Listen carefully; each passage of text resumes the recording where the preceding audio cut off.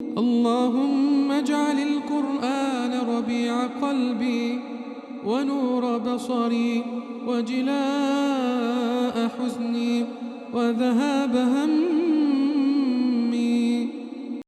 السلام علیکم ورحمۃ اللہ وبرکاتہ.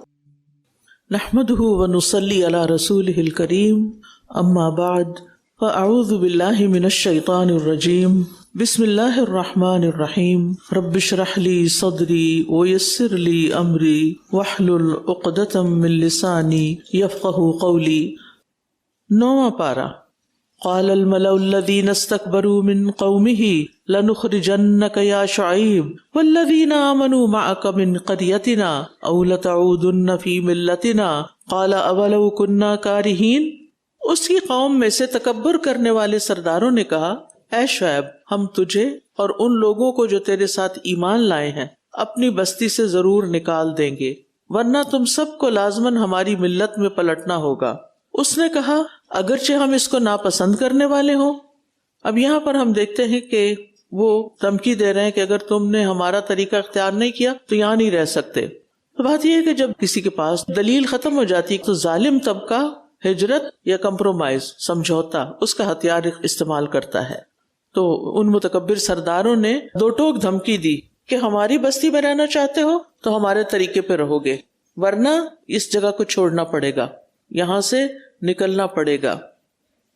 شعیب علیہ السلام کا سوال بڑا سادہ لیکن گہرا ہے. وہ کہتے کیا تم ہمیں اس دین میں زبردستی واپس لے جاؤ گے جسے ہمارا دل قبول ہی نہیں کرتا؟ یعنی کسی کا عقیدہ جبر کے ساتھ تو تبدیل نہیں کیا جا سکتا. ایک بار جب سچائی کا نور دل میں اتر جائے تو اسے دھمکیاں دے کے نہیں نکالا جا سکتا. تو شعیب علیہ السلام نے کہا کہ اولو کنا کارہین، چاہے ہم ناپسند کریں، کیونکہ ایک مومن گناہ کو، نافرمانی کو، شرک کو کبھی بھی پسند نہیں کر سکتا. قد افترینا علی اللہ کذبا ان عدنا فی ملتکم بعد اذ نجانا اللہ منہا. اگر ہم تمہاری ملت میں پلٹ آئیں اس کے بعد کہ اللہ نے ہمیں اس سے نجات دے دی، تب تو یقیناً ہم نے اللہ پر جھوٹ گڑھ لیا، اور ہمارے لیے ممکن ہی نہیں کہ ہم اس میں پلٹیں مگر یہ کہ اللہ چاہے جو ہمارا رب ہے. ہمارے رب نے ہر چیز کو علم سے گھیر رکھا ہے، اللہ ہی پر ہم نے توکل کیا. اے ہمارے رب، ہمارے اور ہماری قوم کے درمیان حق کے ساتھ فیصلہ کر دے، اور تو سب سے بہترین فیصلہ کرنے والا ہے. یہاں ہم دیکھ رہے ہیں کہ ایمان پر استقامت اور توکل علی اللہ کی ایک عظیم مثال ملتی ہے. جب اس قوم کے سرداروں نے شعیب علیہ السلام کو زبردستی اپنی ملت میں واپس لانے کی دھمکی دی تو انہوں نے جواب دیا جو ہم سب کے لیے مشعل راہ ہے کہ یہ تو پھر اللہ پہ جھوٹ بولنا ہوگا. یعنی تمہارا دین اختیار کرنا شرک کیا ہے؟ شرک کی تو کوئی حقیقت ہی نہیں، وہ تو اللہ پہ جھوٹ باندھنا ہے. تو ایک مومن جان تو دے سکتا ہے لیکن وہ غلط بات کو قبول نہیں کر سکتا جو اللہ تعالیٰ کے بارے میں ہو یا اس کے دین کی بنیاد ڈھا دینے والی ہو. اور پھر یہ ہے کہ ساتھ ہی انہوں نے اللہ کی مشیت کا ذکر بھی کیا، الا ان یشاء اللہ ربنا افتح بیننا، اے ہمارے رب ہمارے درمیان فیصلہ کر دے. جب انسان تھک جائے کشمکش میں اور اسے کوئی راستہ نظر نہ آئے تو پھر اسے خیر الفاتحین کو پکارنا چاہیے، اللہ رب العزت سے دعا کرنی چاہیے، اور وہ بند راستے کھول دیتا ہے. انسان کو ظالموں کے چنگل سے نجات مل جاتی ہے. کامیابی مادی وسائل میں نہیں بلکہ اللہ پر بھروسہ کرنے اور اس سے خیر مانگنے میں ہے. جب انسان حق پر ڈٹ کر اللہ سے فیصلہ مانگتا ہے تو پھر معجزات رونما ہوتے ہیں، لیکن امتحان ضرور ہوتا ہے. آپ دیکھ رہے ہیں سامنے توکل اور دعا کے درمیان کتنا اچھا کمبینیشن ہے. ایک طرف اللہ تعالیٰ کے علم کی بات کی، پھر اس پر توکل کی، پھر اس کے بعد اس سے مانگا کہ اب آپ ہی مدد فرمائیں. وقال الملأ الذين كفروا من قومه لئن اتبعتم شعيبا انكم اذا لخاسرون. اور اس کی قوم کے سرداروں میں سے جنہوں نے کفر کیا کہنے لگے اگر تم نے شعیب کی پیروی کی تو تم ضرور خسارے میں پڑ جاؤ گے.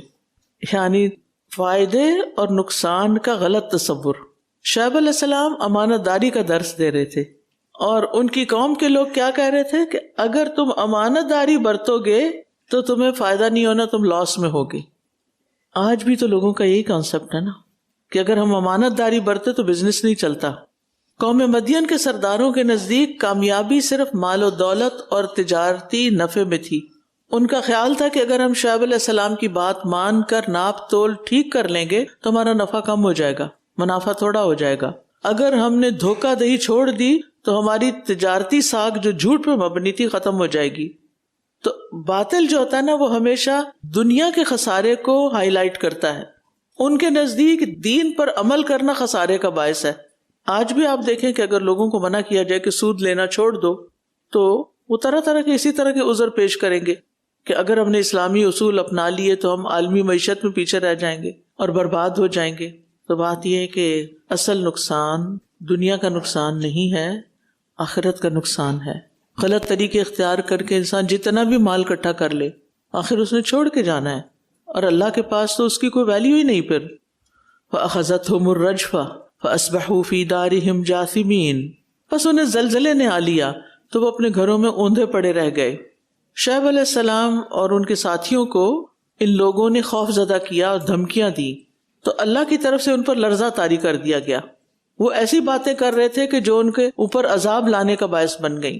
دوسروں کو نکالنے کا فیصلہ کرنے والے، دھمکی دینے والے خود ہی مٹ گئے. اہل مدین پر دل دہلا دینے والا زلزلہ آیا اور اس کے علاوہ ان کے اوپر سائبان آیا یعنی بادل کا، اور انہوں نے سمجھا بارش آئے گی تو اس میں سے آگ برسنے لگی. اور پھر اسی طرح یہ ہے کہ وہ عالی شان گھر جو انہوں نے تجارتی بددیانتی اور لوٹ مار کے مال سے بنائے تھے وہ انہی کے لیے مقتل بن گئے. وہ اپنے گھروں میں اوندھے کے اوندھے پڑے رہ گئے. قوم مدین جو تھی یہ ایک معاشی سپر پاور تھی، مال و دولت میں بہت اوپر تھی، لیکن جب اللہ کا عذاب آیا تو کچھ بھی باقی نہ رہا ان کے پاس.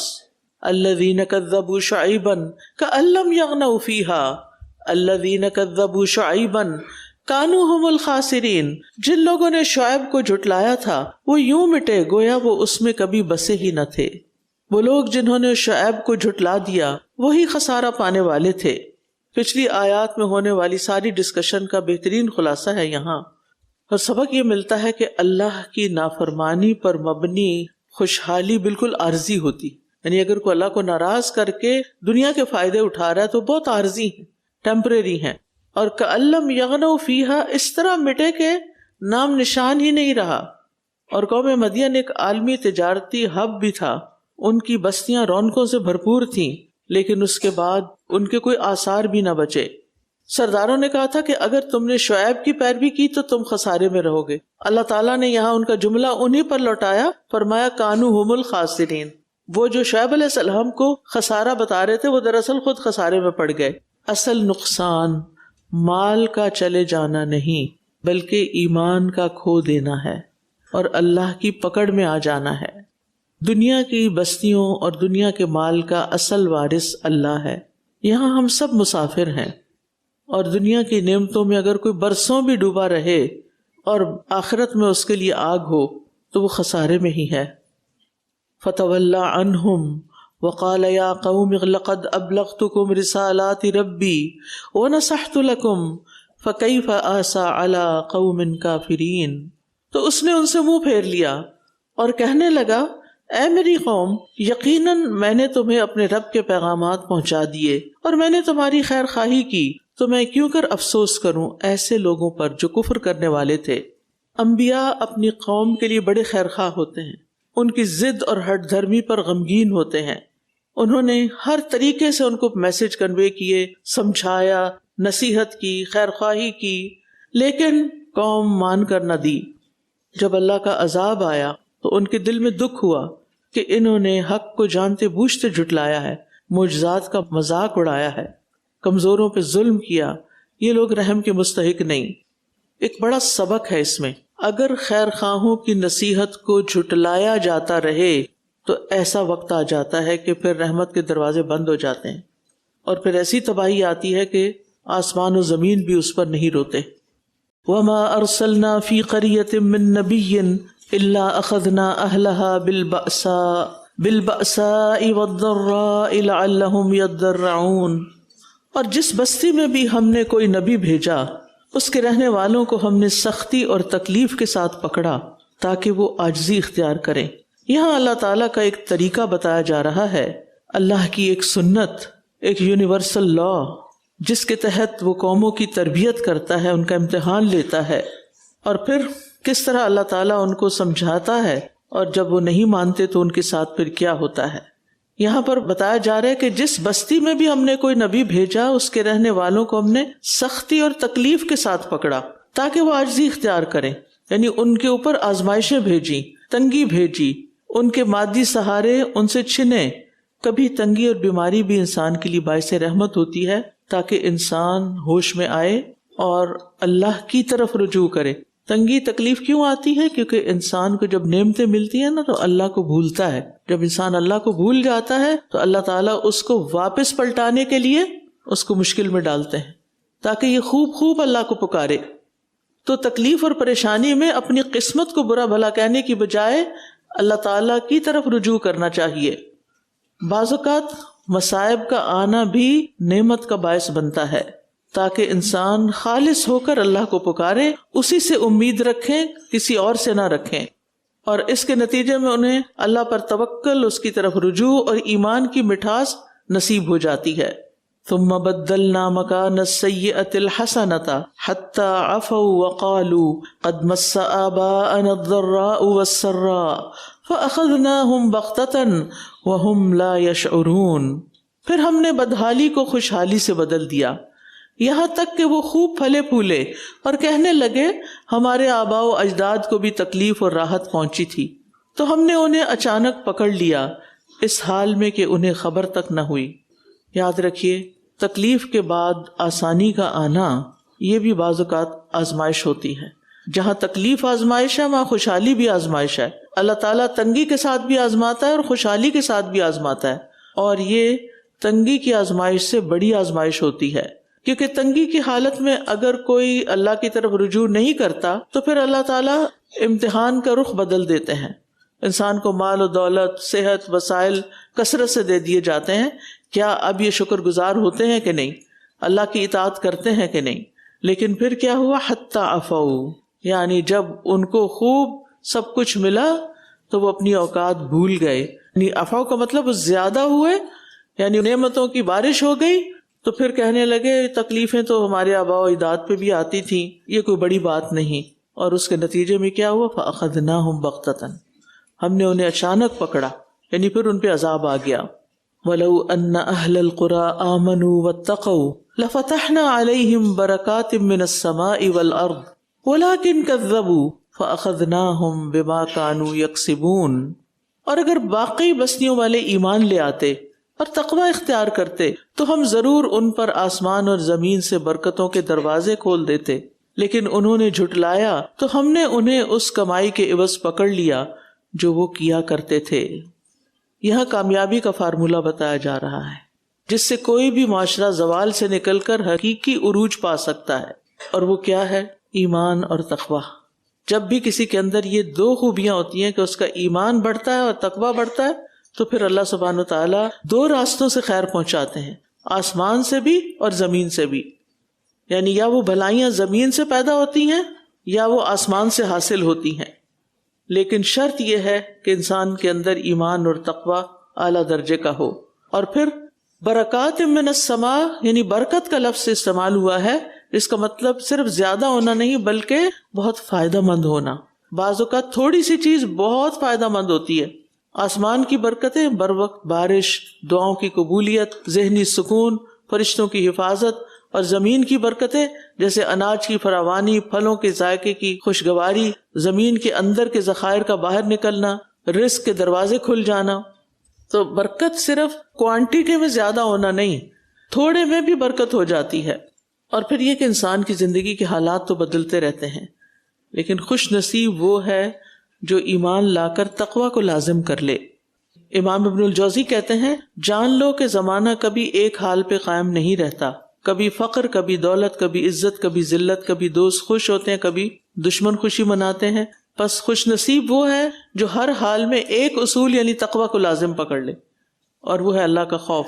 اگر مالدار ہو تو تقوی اسے زینت بخشتا ہے، محتاج ہو تو تقوی اس کے لیے صبر کے دروازے کھول دیتا ہے، صحت مند ہو تو تقوی نعمت کو مکمل کرتا ہے، اگر وہ آزمائش میں ہو تو تقوی اسے سہارا دیتا ہے۔ زمانے کے اتار چڑھاؤ خوشحالی یا تنگ دستی، بھوک یا پیٹ بھرنے کی حالت اس کے لیے نقصان دہ نہیں ہوتی، کیونکہ یہ سب چیزیں عارضی ہیں، بدلتی رہتی ہیں، لیکن تقوی سلامتی کی بنیاد ہے۔ افامن اہل القری ان یاتیہم بأسنا بیاتا وہم نائمون، کیا پھر بستیوں کے رہنے والے اس سے بے خوف ہو گئے ہیں کہ راتوں رات ان پر ہمارا عذاب آ جائے، اس حال میں کہ وہ سو رہے ہوں؟ یعنی خوشحالی کو اپنی طاقت سمجھ کر بے خوف ہونے والوں کے لیے تنبیہ ہے۔ یہاں غفلت کی چادر میں سوئے ہوئے انسانوں کو جھنجھوڑا جا رہا ہے، کیونکہ بے خوفی جو ہوتی ہے گناہوں پر دلیر کر دیتی ہے۔ اور یہاں پر یہ جو کہا گیا نا نیند کی حالت میں عذاب، اس لیے کہ نیند کی حالت میں انسان سب سے زیادہ بے بس ہوتا ہے، اپنی حفاظت کا کوئی انتظام نہیں کر سکتا، اور رات کا اندھیرا مصیبت اور خوف کو کئی گنا زیادہ بڑھا دیتا ہے۔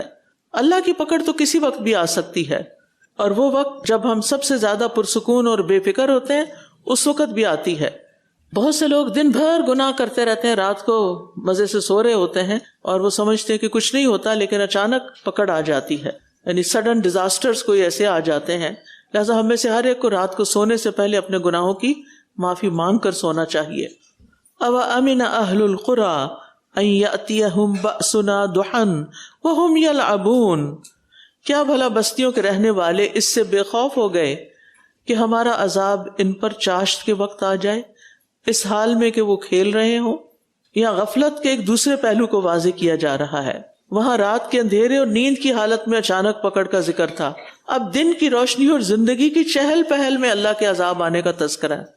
ضحیٰ کا وقت، صبح کا وقت وہ ہوتا ہے جب سورج خوب روشن ہو جاتا ہے، زندگی کا کاروبار عروج پر ہوتا ہے، انسان انرجیٹک فیل کرتا ہے صبح کے وقت اور اپنے آپ کو محفوظ سمجھتا ہے۔ اور پھر یہ کہ انسان اس وقت عام طور پر کیا ہوتا ہے کہ دن کے منصوبے بنا رہا ہوتا ہے، کام کاج کر رہا ہوتا ہے، دنیا کے مشاغل، کچھ لوگ سوشل میڈیا کا استعمال کر رہے ہوتے ہیں، کچھ دفتروں میں مصروف ہوتے ہیں، مارکیٹوں میں رونق ہوتی ہے، اور ہر ایک اپنی اپنی زندگی کو انجوائے کر رہا ہوتا ہے، تو اچانک اللہ کی پکڑ آ جاتی ہے۔ یعنی بڑی بڑی قومیں اسی طرح تباہ ہوئیں جب وہ اپنی خوشحالی کے عروج پر تھے۔ تو جب اللہ کا عذاب آتا ہے تو لوگوں کا ہجوم انسان کو نہیں بچا سکتا، تحفظ نہیں دے سکتا۔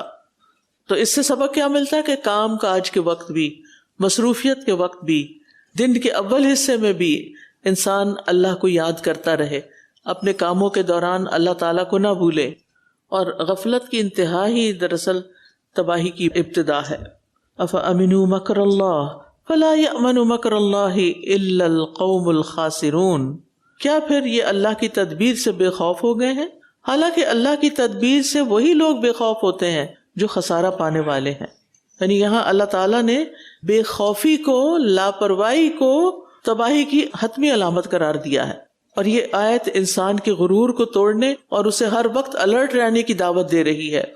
اور اللہ کی تدبیر سے مراد وہ ڈھیل ہے جو اللہ تعالیٰ کسی گناہگار قوم کو دیتا ہے۔ انسان سمجھتا ہے کہ گناہ کر رہا ہے اور اس کی کوئی پکڑ نہیں ہو رہی، کچھ بھی نہیں اس کے ساتھ ہو رہا، تو اس کا مطلب ہے وہ اللہ کا محبوب ہے، کیونکہ اسے کوئی پوچھنے والا ہی نہیں، حالانکہ اس کی رسی دراز کی جا رہی ہوتی ہے۔ تو اللہ تعالیٰ کی خفیہ تدبیر اور ڈھیل دینے کی صورت کیا ہے کہ انسان نافرمانیاں کرے اور اللہ تعالیٰ اس کو نعمتیں دیتا چلا جائے۔ لیکن مومن کسی وقت بھی اللہ کے خوف سے خالی نہیں ہوتا، اللہ کی پکڑ سے بے خوف نہیں ہوتا۔ حضرت عمر کہتے ہیں کہ اگر آسمان سے پکارا جائے کہ سب جنتی ہیں سوائے ایک کے، تو مجھے ڈر ہوگا کہ کہیں وہ ایک میں تو نہیں۔ قال الملأ الذين استكبروا من قومه لنخرجنك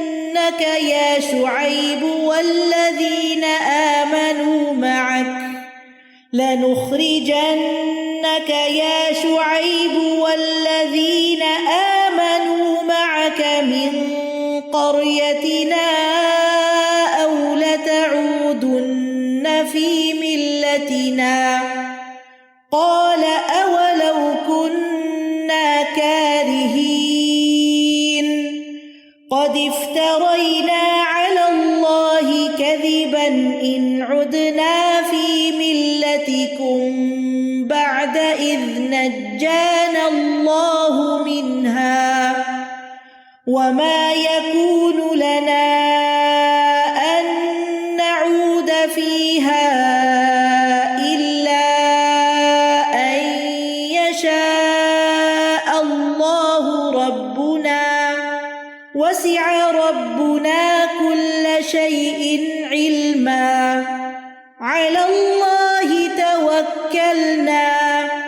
ربنا افتح بيننا وبين قومنا بالحق وأنت خير الفاتحين.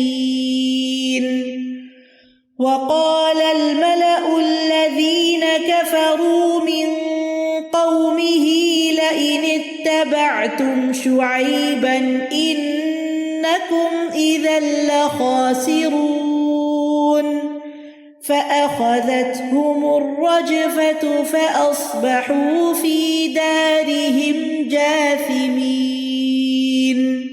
الذين كذبوا شعيبا كأن لم يغنوا فيها الذين كذبوا شعيبا كانوا هم الخاسرين. فتولى عنهم وقال يا قوم لقد أبلغتكم رسالات ربي ونصحت لكم فكيف آسى على قوم كافرين. وما أرسلنا في قرية من نبي إلا أخذنا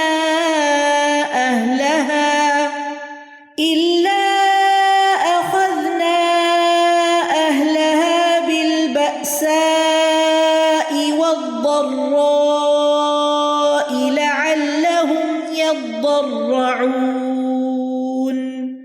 ثم بدلنا مكان السيئة الحسنة حتى عفوا وقالوا قد مس آباءنا الضراء والسراء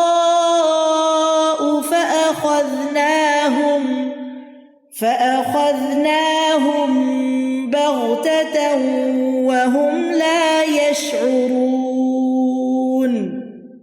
ولو أن أهل القرى آمنوا واتقوا لفتحنا عليهم بركات من السماء والأرض ولكن كذبوا فأخذناهم بما كانوا يكسبون. أفأمن أهل القرى أن يأتيهم بأسنا بياتا وهم نائمون.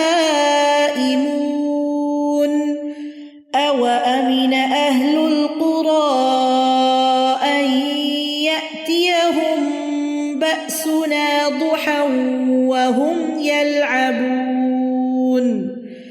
أفأمنوا مكر الله فلا يأمن مكر الله إلا القوم الخاسرون.